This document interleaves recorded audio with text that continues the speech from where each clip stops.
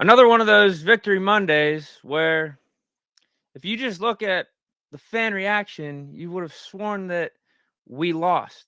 But that is, in fact, not the truth. The Steelers won yesterday's game against the Green Bay Packers 23-19.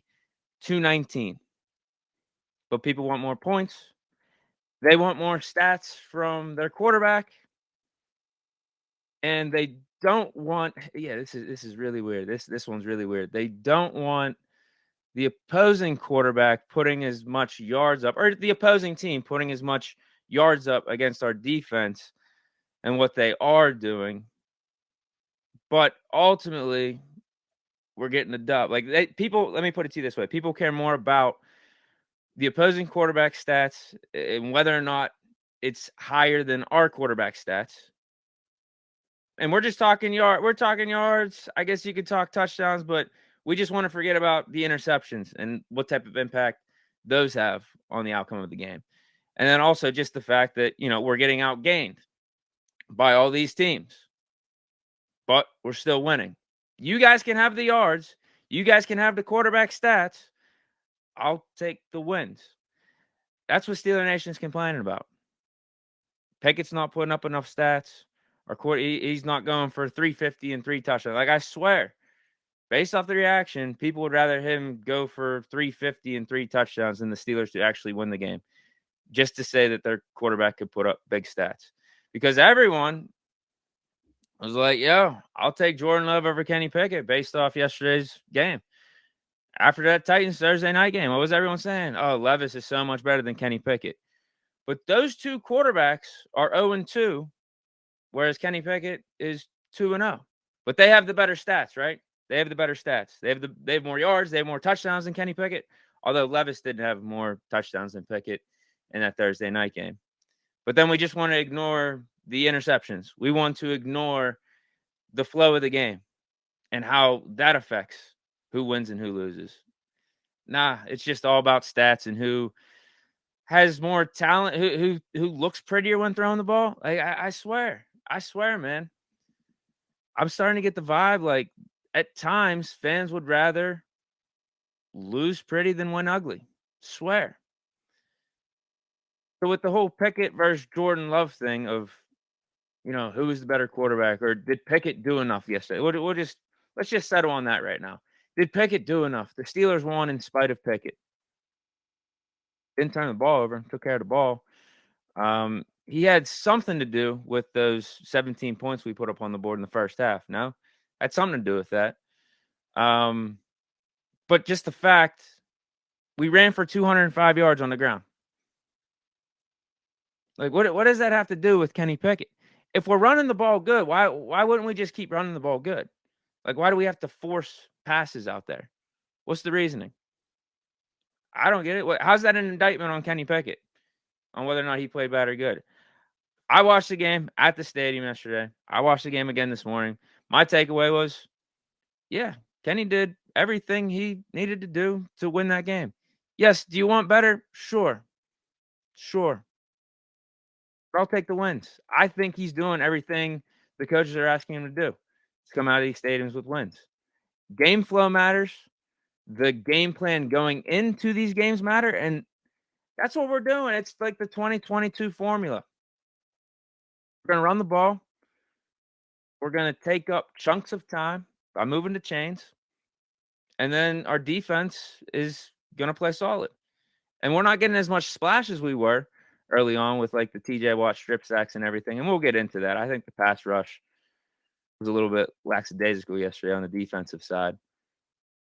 But that's the formula. Defense, play good. Run the ball good. Control the clock. Kenny, come up clutch when we need you to.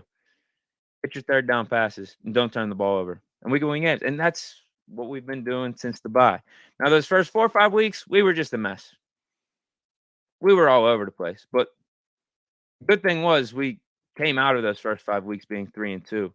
And now we sit here after the bye, after stringing all these wins together. We're 3-1 since the bye. We got the win against the Rams, the loss against the Jaguars, and these last 2 against the Titans and Packers. We are going in the right direction. The unfortunate part is some of these injuries that are popping up particularly on defense with Quan Alexander, Cole Holcomb, Minka Fitzpatrick's been out for a couple weeks, but we're going to get him back. Luckily, he's not long-term. He's not out for the season. But it's there, man. If you can't see that this offense is close, just the fact that we scored on our first 3 drives yesterday, 3 for 3, 2 touchdowns, and then a field goal. If you can't see that as an improvement, I don't know what to tell you. Yeah, we had a little lapse in the second half. But with how the game was flowing, the game was close. So, like, there's no need to do anything crazy because we've seen what we could do in the fourth quarter when the game is close, and that is get out of there with a dub. Because the quarterback continues to step up. The defense also continues to step up in the fourth. So that's what we're doing. We're just out here winning games. Again, you can take the stats. You can take the yards. I'll take the wins. Can we improve? Yeah, I'm not excusing everything that we're doing. But it's the NFL. It's hard to win in this league. It's tough. Why can't we just be happy with the dubs right now? And also see the positives. Like, that's the other thing. I think everyone just wants to focus on the negatives. People just want to focus on the negatives. Oh, Pickett only threw for 126 yesterday. Okay, we only asked him to throw it 23 times. He only completed 14 passes. We ran the ball for 205 yards. That's why we didn't ask him to pass that much. Or would you rather have Jordan Love's 289 yards, his 40 attempts, his 2 touchdowns, and 2 picks, and the loss? What would you rather have? I guess that's my question. What do we want? What are we looking for right now? I'll be here as therapist. What are we looking for? I know the main thing is people want Pickett to be thrown for more yards and more stats. I get that. I hear that. I'd take the wins over that, though, all day, every day. Have we forgot the early Ben years? This is the exact same formula. People getting amnesia, or Steelers fans getting dementia. We forgot the early Ben years. It's possible to win this way. And I'm going to get into that more because, as you can see from the bottom title here, is the Steelers' way of winning sustainable? I'll talk about that more as this video goes on, but let me check in with you guys in the chat. See what you guys say. You guys are probably bashing me because there's a lot of people that came after me today on the podcast saying, Deke, come on, man. Like, you're too high on Pickett. This is getting ridiculous. He's like a bottom tier QB in the league. Whatever. I'll just, you know, at this point, whatever. You guys could say that. I'll just keep taking the dubs. Keep taking the dubs. Most important job for a quarterback is to get the win. I think you could ask every quarterback in the league, and they would say that, right? It's not about the stats. Not about that. If those come into the equation of winning, sure, it's whatever. But we ran the ball for 205 yards yesterday, and the game was close. It's not like we were down 10, or the flow of the game dictated that we needed to pass more and more. No. In fact, we came out the gates running the ball good. We got those 17 points in the first 3 drives. And it's like, yeah, why would we go away from this? Why would we go away? And we were up going in halftime, 17-13.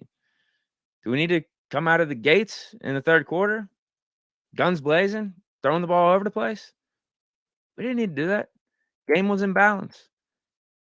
Again, I am starting to get this confidence in this team, in this quarterback, and in the defense. I got to give the defense credit too.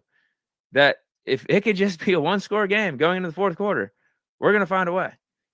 And that's way better to say than the opposite. Can we all agree on that? Paul Walters in the house says Pickett is fine. Dope is mild. Says Pickett is bottom tier, but I'll take the win though. Maddox Stam 8 says it's been sustainable for 18 games straight. Of course, it's sustainable. Yeah, what are we now? 13? Is it 13-5 over the last 18 games?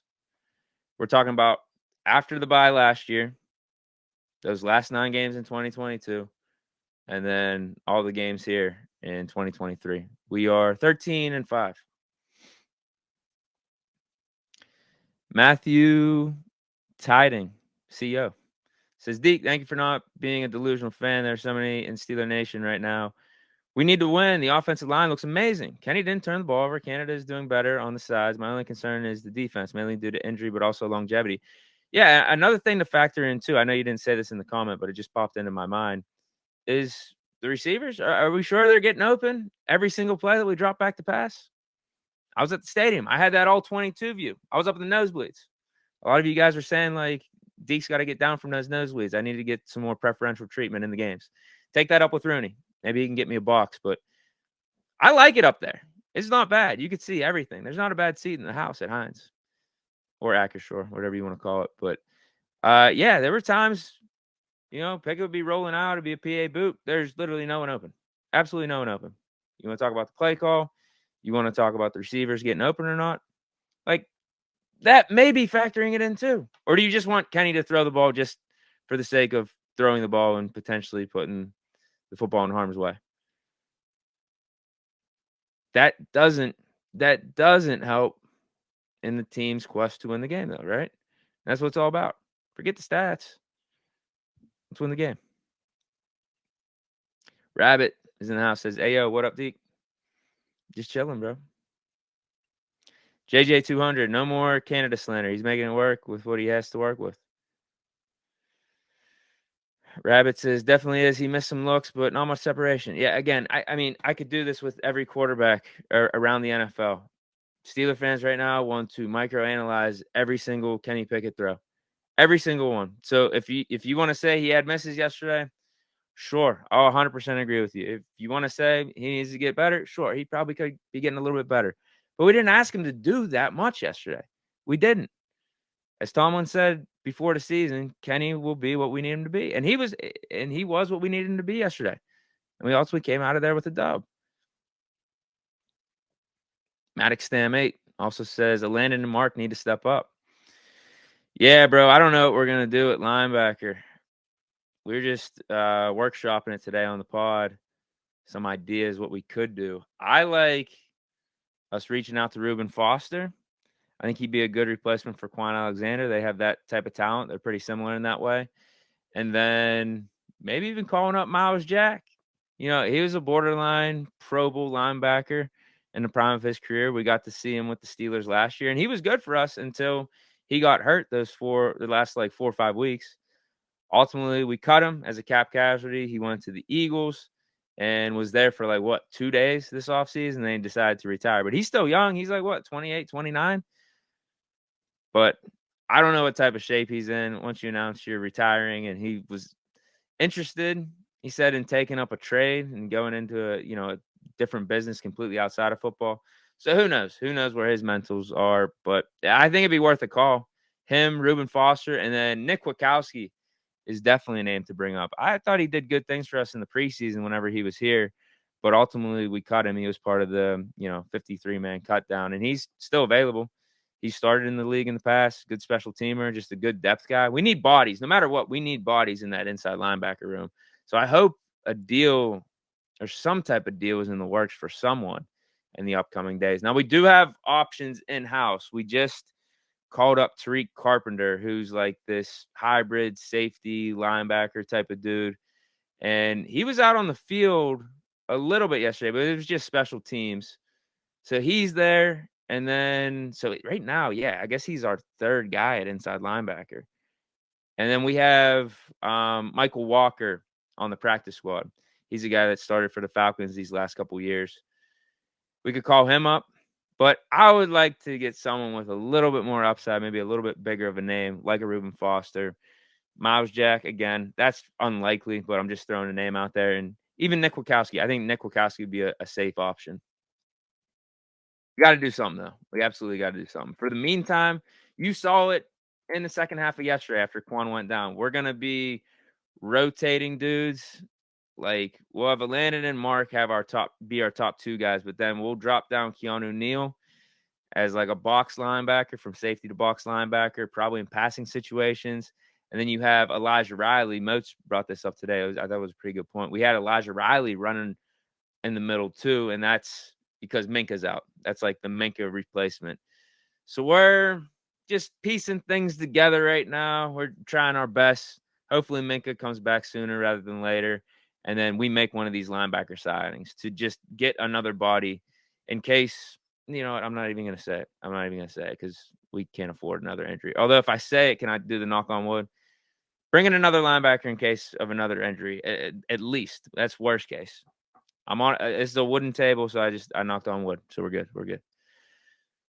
Andre Savannah says Nick Herbig flirted with inside linebacker in college. I'm pretty sure. Yeah, that would be another option. Yeah, that's whether or not we make a move. Right now, he's one of our depth edge rushers. If we don't sign another guy, we're gonna have to do something. He would have to be a part of that rotation with Keanu Neal, and if we want to bring in another safety down to the box like an Elijah Riley, he'd be a part of that.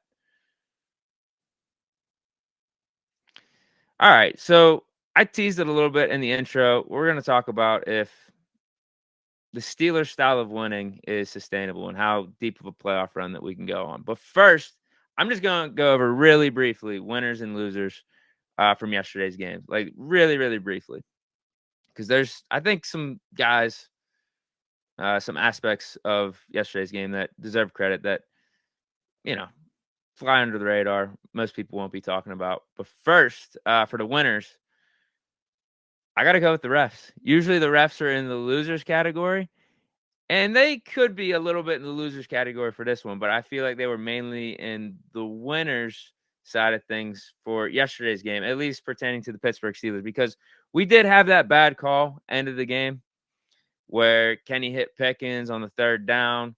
And, if we get that first down, all we got to do is QB kneel and the game's over. And, it was a nice little 25, 30-yard pass. But they called the pass interference on Calvin Austin for running into the Packers defender. I thought it was really ticky-tacky. I think they just got, it's football. Things are going to happen whenever you have slants or you have crossers over the middle. People are going to get bumped into each other. I didn't think there was anything blatant about it. But they bailed us out way more earlier in the game with a couple of those pass interference calls on Deontay Johnson. Those were very questionable, but I will take it. And then the main one was the backwards pass, the Pickett pass to Jaylen Warren, that I think we all could see from where Pickett threw the ball to where it ended up. It was a little bit backwards, but the call on the field was that it was a forward pass, and the Packers did have the clear recovery, but the refs blew their whistle. They called the play dead, and ultimately they let the Steelers keep the ball. I think those were way more in our favor than just that one call late in the game against us for the Pickens third down conversion. So I'll take the refs and put them in the winner's call category for the Steelers. Sideline Canada, 2-0. And as I mentioned, those first three drives, that's something we haven't been seeing with the Steelers offense over these last 2 or 3 years. Starting off fast. It's exactly what we did. First 3 series, 17 points, 2 touchdowns, and a field goal. So shout out to Sideline Canada for that. I already talked about Kenny Pickett and the Jordan Love thing in the intro. I just want to throw Kenny Pickett in the winners category because he was the winning quarterback. And I think if you're taking Jordan Love over Kenny Pickett based off yesterday's game, I don't think you know ball. If you want the stats that Jordan Love put up, if you want the talent that Jordan Love has, cool. If you want to win a game, I want Kenny Pickett at the helm. Thunder and Lightning, the running back duo, Jaylen Warren, Najee Harris, awesome. We got to see signs of these two and how they complement each other in that Rams game in the fourth quarter. But this was it to full fruition. This is what we were expecting coming into this season as a running back tandem. Najee Harris, 82 yards, a touchdown. Jaylen Warren, 101 yards, a touchdown. And the team as a whole ran for 205 and 2 touchdowns. Love to see it. Old school Steeler football right there. Broderick Jones and the O-line, they're doing good. They are starting to get into like the average offensive line stratosphere. I mean, I would say that was at least an above average performance from them yesterday, but we just got to see more consistency out of them as the year goes on, and we'll be able to give them more of a proper label when it's all said and done. But right now they are trending upwards. I would put them at least in the average offensive line tier. Safeties, we got a mixed bag with them because Casey and Neal both got the pick, but you got to see once Quan Alexander went out and we put Keanu Neal like in the middle of the field, Jordan Love was targeting that middle of the field because our secondary wasn't terrible when you're talking about the cornerbacks. Like Joey Porter Jr. was locked down again for the most part. Levi Wallace, he was the only one questionable out there. Pat P had a turn the clock back type of game. So it was really that middle of the field and the safeties. Casey, he took a bad angle on Dylan trying to make a tackle. So, like, they were up and down, and you're going to get that because we don't have Minka out there. So, like, those two dudes are expected to take on this big time type of role that I just don't think that they're built for at this stage of the game. You need Minka being your top guy, and then KZ and Neal complementing 39. But they got the picks, they got the splash, so that's why I'm going to lean more winner side with the safeties.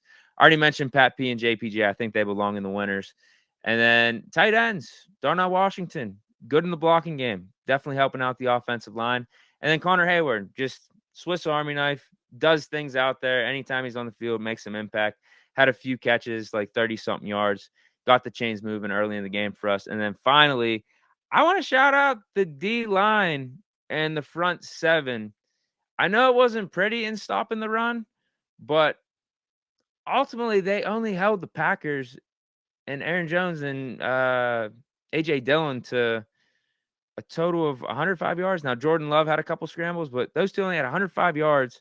And Dillon broke off that one for like 30, 35. So outside of that, I think we did pretty stout in the run defense. Now, the pass rush, that's a different story. I got our pass rush in the losers category. Jordan Love had way too much time out there and was able to make things happen, move up in the pocket, scramble around, and extend plays. And that's just not what we're used to seeing or what we want to see from our guys when you have a TJ Watt and Alex Highsmith. Just not good. Also, Levi Wallace in the losers. Again, he was around 2 touchdowns that were given up. The first one was inexcusable to me, inexplicable, because he was in the right position initially, but then he wanted to jump the route on the receiver that was in front of him. But that receiver was covered by one of our defenders already. So I didn't know why he didn't stick with where he was and go to the guy that wasn't covered. It didn't make sense at all. But maybe the second one, because that was more of a Levi, Keanu Neal type of thing where there was a crosser. Levi, it looked like he was trying to do the outside leverage to make sure the receiver wasn't going to go to the outside because he knew he had the safety help with Keanu Neal. But then there was miscommunication. Ultimately, you want to see Levi Wallace go, stride for stride with the guy that he's covering, but he did think he had safety help. And I think that factored into ultimately why it was a bad play for us, ultimately, and was a touchdown. It's just Levi Wallace. It keeps popping up that he's around these bad plays by our defense. He's around these receivers getting chunk yards. He's around these receivers getting touchdowns. And then finally, I'm just going to throw the Packers in the losers category because they lost the game. I guess we could talk about the Steelers linebacker core, but we briefly touched on that.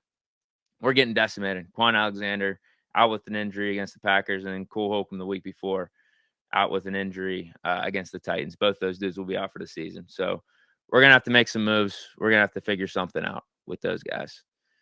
Let me check in with the chat real quick, and then I will get to what we're here to talk about, and that is whether or not this Steelers way of winning is sustainable. And I liked one of your guys' comments on that. It's like, it's worked for the last 18. It's worked. We are 13-5. So we're winning games. And it's not like we're just playing a bunch of scrub teams. We beat the Ravens this year. Now, that one, trust me, I get that one was a lot to do with luck. Trust me, I get that. But we beat the Ravens. We beat the Browns this year. Those are quality opponents, no? B Perry 24 says, honestly, put Jordan Love in the winner bracket for that game-winning interception he threw us. Yeah, there we go.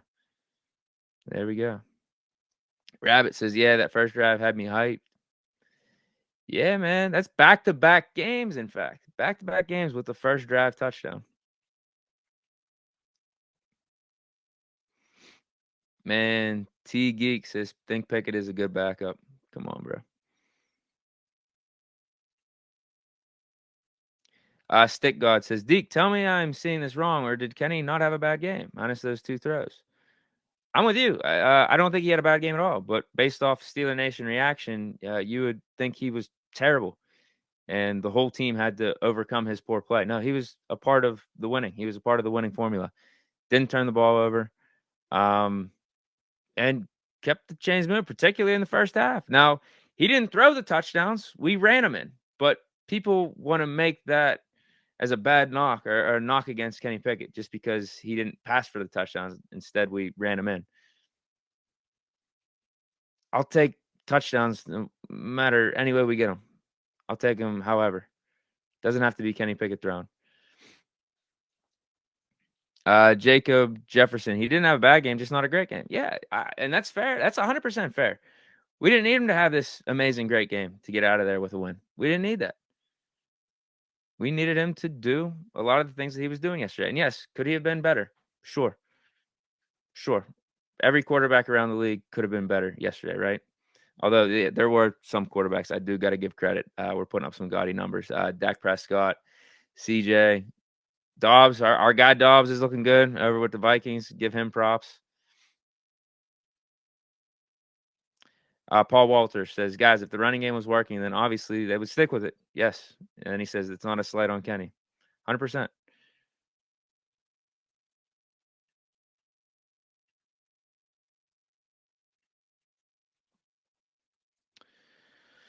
All right. Last comment, and then I'll get into is this way of winning sustainable for the Steelers topic.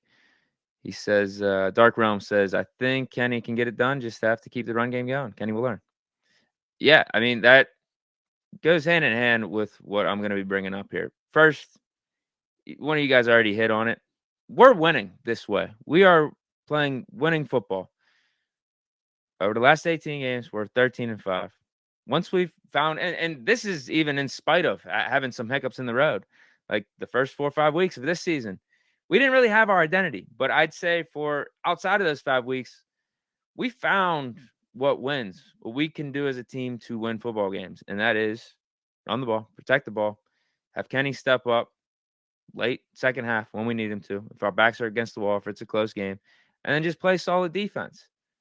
And we're 13-5 with doing that. So just right there, that tells me it is sustainable. It's not like this is just over 3-4 weeks, right? I would actually argue the way of winning that we were doing in weeks 1 through 5 before the bye in 2023, that wasn't sustainable because that had to do with our offense for the majority of the game not crossing the 50-yard line.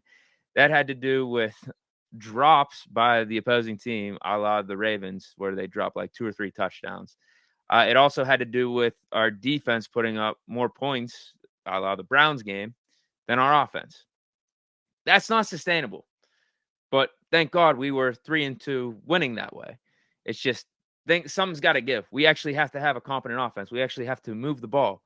We have to move the chains. We have to keep the defense off the field. Like, we can't be relying on our defense like this. We can't be relying on the opposing team to drop rudimentary passes that any NFL receiver, actually any average Joe, should make. But that hasn't what it's looked like these last 4 weeks. It's not what it's looked like. We've actually moved the ball. We've come out of the gates starting hot on offense. The defense, even though they're not having as much splash as we did early on, they're still getting some splash, but they're maintaining. They're keeping us in. So, yes, this is sustainable, in my opinion. And I think these next couple of weeks will show us a lot because we got 2 good opponents coming up. AFC North, Browns, at Browns, actually away games, at Browns, and then also at Bengals. And we'll see how those games go. If I had to bet money, yeah, I do think those games are going to be close. And I do think, absolutely, we can come out of those games with wins. There's no reason why not. Absolutely no reason why not. And here's what I want to bring up too, because everyone's complaining about the offense. Like, oh, we're getting outgained. We're not putting up enough points. Pickett's not putting up enough stats.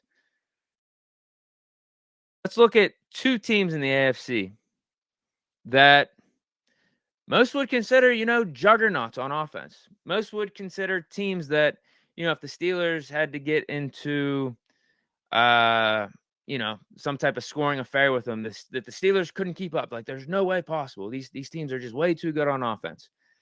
I'm talking about the Bills and the Chiefs. Here's the Bills' last 5 games and their point production. 20 points, 14 points, 25 points, 24 points, and 24 points. The Chiefs' last 6 games with Patrick Mahomes, right? Best quarterback in the league. 23 points, 27 points, 19 points, 31 points, 9 points, and then 21 points. It was only 9 points once. I just wanted to emphasize that. 23, 27, 19, 31, 9 points, and 21. That's for the Chiefs, last 6 games. So the Steelers' last 4. And I'm making it a point that these are the 4 games that we had after the bye because I just want to throw out those, early games because that's not who we are right now. I think it's 2 different teams in a way, 2 different teams. Our last 4, 24 points. We had 10 against the Jaguars, but that's the game that Kenny got hurt at halftime. So incomplete from my perspective. 20 in the Titans game, and then 23 last week. That's not far off. That's not far off. But I think what we all could say from watching these Steeler games of recent, we're leaving stuff out there. Like the point total right now, is not far off from what the Chiefs and Bills have done over these last 5-6 weeks. In certain games, it's equal or better. But we could see that there is much more to be desired with the Steelers offense. There's more out there. There's more left on the table. There's more meat on the bone, which gets me excited. It's like, bro, we could win like this. And we're saying like, yo, if Kenny just makes this pass, if Deontay catches this ball, if Pickens does a toe tap, oh, that's 30 points easily. Easily. So I'm actually, in a way, less concerned about the offense right now. I think we're on a good trajectory. I think it's only a matter of time. Is that going to be this week? Is it going to be next week? Or is it going to be in December? I feel like it's going to happen. It's going to click at some point, and the timing's going to be perfect because it's either going to be in late November or December, and that's when you want to be clicking. That's when you want to be firing on all cylinders, right when you're trying to get into the playoffs, right? Right when you're trying to get into the playoffs. Happens all the time with teams. You saw it with the Bengals 2 years ago. Was it 2 years ago? Yeah, whenever they went to the Super Bowl. They went 10-7. They went 10-7, but they finished the regular season really hot. Took that into the playoffs and made it all the way to the Super Bowl. So why can't we do something like that? And another example, and this one hits close to home, and this was brought up in the chat too. Or maybe I brought it up. I can't remember. People have been bringing it up, but the comparison of this Steeler team and, Kenny in his first 2 seasons to whenever we had Ben in his first 2 seasons and what those teams were doing. Like it's eerily similar. Run game decent. O-line, our O-line finally now is starting to pick it up, but the O-line back then with Ben's teams, that was a good O-line. We had a good run game. Ben was taking care of the ball. Ben was stepping up when we needed him to. Fourth quarter drives, all that. And then defense was good. Defense was really good. Defense was awesome. And that's where we're at. But let me pull up these stats for you because this is interesting. This is really interesting to me. And this is why I said at the beginning, why has Steeler Nation forgotten this? Why do we just want to turn a blind eye? And this doesn't even have to be like a Pickett to Ben thing because I do think Ben was better those first 2 years when you compare it to Pickett. I do think we all saw that. If you were there, you knew, right? Ben was just a better quarterback at this stage of the game. But Kenny doesn't have to be Ben. But you look at the stats, you look at the style of how we're playing. Look at this. Games with under 200 passing yards, first 21 starts of the career. Kenny Pickett, 12. Ben Roethlisberger, 13. Josh Roundtree has a follow-up tweet and says, if you exclude Pickett's start last year versus Baltimore where he left after 1 pass attempt, passing yards per game in the first 20 starts, Kenny with 195, Ben with 188. So, like, all I'm saying is this. Didn't we win a Super Bowl with Ben doing this stuff in his, first 21 starts, first 20 starts with Ben playing it? Didn't we win a Super Bowl? No. Now, what we can say about Ben is he balled out in the playoffs. I mean, he went on an incredible run, going on the road at Cincy, going on the road at Indy, going on the road at Denver. Like, he absolutely balled out. Huge part of why we made the Super Bowl. And people want to discredit that. I don't know why. But so Pickett's second year is still being written. But you mean to tell me from the stuff that Pickett's been showing us just in the regular season that he can't step up in the playoffs like that? I feel like it's on the table. Why not? Why not? So I do think Ben and how the playoffs ultimately went and us winning a Super Bowl, we remember this style of play in a much more fond way. And it was a different era, absolutely different era of football. Whereas, like, now we get it. It's all about the stats, it's the passing and stuff. So a lot of times we get enamored with that. But don't forget about the winning and what it takes to win, because the Steelers are doing that. They're doing that. And then here's the other one, though. And we do talk about different eras, but this was an interesting one. This is just a little food for thought, something to think about. Is it that far off? NFL average passing yards per game, 04 is 210.5. And then in 23, we got 219.7. That's only like a 9-yard difference of passing yards per game. NFL average rushing yards, that's only a 7-yard difference. From 04, it's 116 to 2023, it's 109. So, yes, I do think this style of winning is sustainable. We got to see it for ourselves with a young quarterback in Big Ben. But also, when you look around the league, it's not like these offenses, the ones that we think are juggernauts, are really lighting it up like that to the point where they're so much further along than us. So, yes, I do think we can sustain this winning. And just, I've talked about this. We have an easy schedule coming up. But I also get that we want to be sure that we could beat the big-time teams in the AFC. And we got these 2 games coming up. Bengals, Browns. We're going to have the Ravens again. We're also going to have the Bengals later in the year. Go on the road to Seattle. So those will be tough tests. Those will be good tests for us. Based off Tomlin's track record, based off what I've seen with this offense heading in the right direction, based off what I've seen with this defense and creating splash and keeping us in this, yes, I do think this winning is sustainable. But I think that is it for today's show. I appreciate you guys. Let me get this off the screen real quick. And then maybe I'll give a shout out or two, and we'll get out of here. Rabbit, he's giving me credit.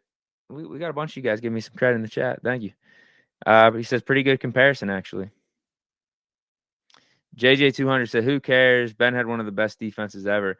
The best defense between those 2 Super Bowl teams in the Ben era, I think was 08. I don't think 05 was as good as 08.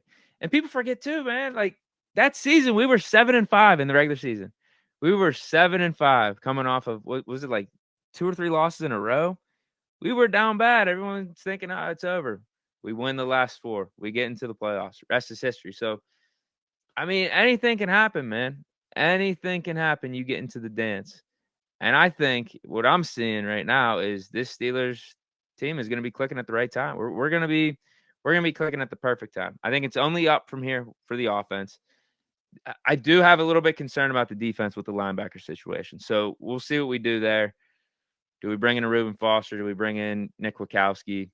We're going to have to patchwork it a little bit for sure. But guys that we're paying big money to, like TJ Watt, Minkah Fitzpatrick, Cam Hayward, our young stars in Keanu Benton, JPG, you're just going to have to step up. That's all. And I think they're up for the task. We're getting Muth back. I think it's going to be this week against the Browns. A lot of positives. O-line's clicking at the right time, too. That's definitely something we couldn't say early on in this season. Definitely something. We thought the O-line regressed. Now that's starting to shape up in form. And I don't think it's a coincidence we put Broderick Jones as a starting right tackle, and O-line looks better for sure. B. Perry 24. I'm just reading all the positive comments today, I guess. I'm just reading all the ones where you guys agree with me. B. Perry 24 says, Deke speaking facts.